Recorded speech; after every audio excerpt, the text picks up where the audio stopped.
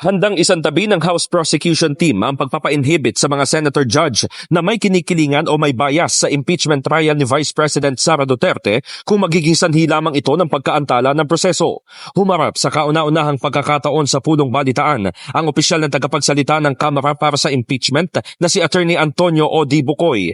Dito, kanyang sinabi na sa matibay na ebidensya sasandal ang prosekusyon para makumbinse ang senator judges na dapat panagutin si VP Sara. We will give them the benefit of the doubt. Sapagkat, alam po naman nila yung batas eh. Alam nila kung anong ginagawa nila eh. Nanumpa sila that they will administer impartial justice. Ngayon, tingnan po natin kung talagang tutuparin nila yung pinanumpaan nila to deliver impartial justice. The cold neutrality of an impartial judge. Umiiral anya sa impeachment trial na may perceived bias ang mga hukom o senator judge di tulad sa regular courts na may specific grounds para sa recusal. Hindi na rin umano kailangan pagsabihan ang senator judges na huwag nang magbigay ng statements na panig sa pangalawang pangulo. Wala po kami sa katayuan na turuan sila. Alam na po nila yan. Hindi na kinakailangan ipaalala pa.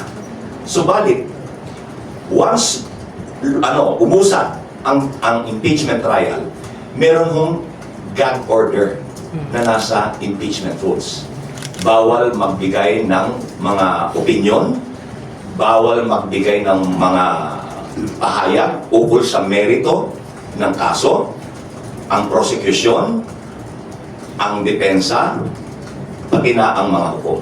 Sa huli may banat pa si Bucoy sa mga natatakot at mayroong itinatago kasabay na panawagan sa publiko na maging mapagmatyag sa gitna ng mga delay sa proseso. Sino ba ang takot na ilabas ang katotohanan? Sino po ang takot? Hindi yung may tinatago. Yung may tinatagong katiwalian, may itinatagong kamalian. Sa usaping patungkol sa proseso, walang higit na mahalaga kundi ang suyurin at hanapin ang katotohanan. The delay or suppression of the desire to know the truth becomes even more palpable.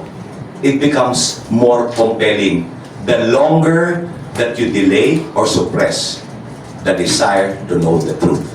In the heart of changing lives, ako si Brigada Haji Caaminio ng 105.1 Brigada News FM Manila, the Music and News Authority.